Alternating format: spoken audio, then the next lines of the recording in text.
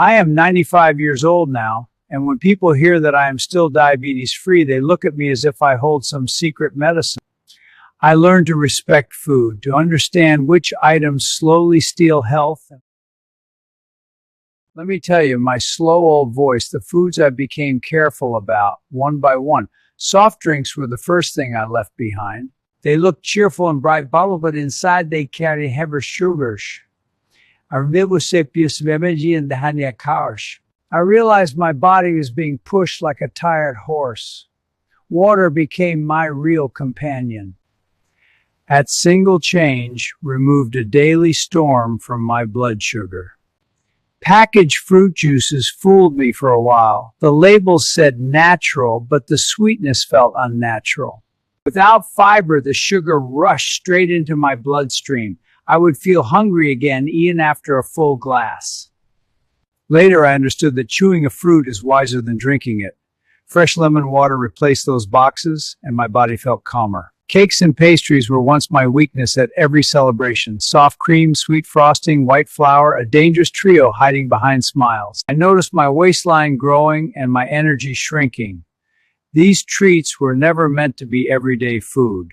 I learned to reserve them only for rare occasions. Celebration tasted sweeter when it was occasional, not habitual. Candy and chocolate seemed harmless because they were small. But small sweets repeated daily become large problems. They triggered cravings that whispered for more. My mood would rise and fall like a swing. I realized discipline is easier than regret. They triggered cravings that whispered for more. My mood would rise and fall like a swing. I realized discipline is easier than regret. Now, if I ever taste chocolate, it is dark and in tiny portions. Sweetened tea and coffee were silent sugar carriers in my life. One spoon in the morning, another in the evening. Years passed without noticing.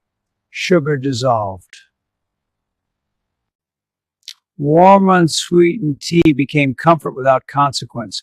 White bread was soft and convenient, but empty in nourishments. It filled the stomach yet starved the body. I would feel hungry again too soon. Whole grain bread gave me longer satisfaction and steadier energy. Fiber became my quiet ally. White rice was my lifelong companion, but large portions were my mistake. I didn't abandon it completely. I learned moderation. Mixing with lentils or choosing smaller servings made a difference. Apothecary slow consequences. Refined flour behaves like sugar once inside the body. I felt bloated and sleepy after such meals. Whole grain versions reduced that heaviness. Frequency mattered more than complete avoidance. Occasional enjoyment replaced regular habit. Pizza was another tempting guest in my evenings. The toppings distract me from the refined crust beneath. Late-night slices disturb both sleep and sugar levels. Limiting it to social gatherings helped me regain control. My mornings became lighter and clearer. Some not today is the strongest medicine. Files soaked deep into them and into my body as well. Extra weight began whispering danger. I shifted toward baked and grilled choices. My knees thanked me as much as my blood test did. Less oil meant more movement in my later years. Chips and packaged snacks were easy to open and impossible to stop. They never truly satisfied hunger. Replacing them with roasted nuts or chickpeas felt like regaining control. Evenings became lighter, not sluggish. Small substitutions built big protection. Processed meats such as sausages and nuggets offered convenience but little nourishment. High salt and unhealthy fats quietly strained the body. I noticed they left me thirsty and tired. Fresh home-cooked meals became my priority instead. Fresh home-cooked meals became my priority instead.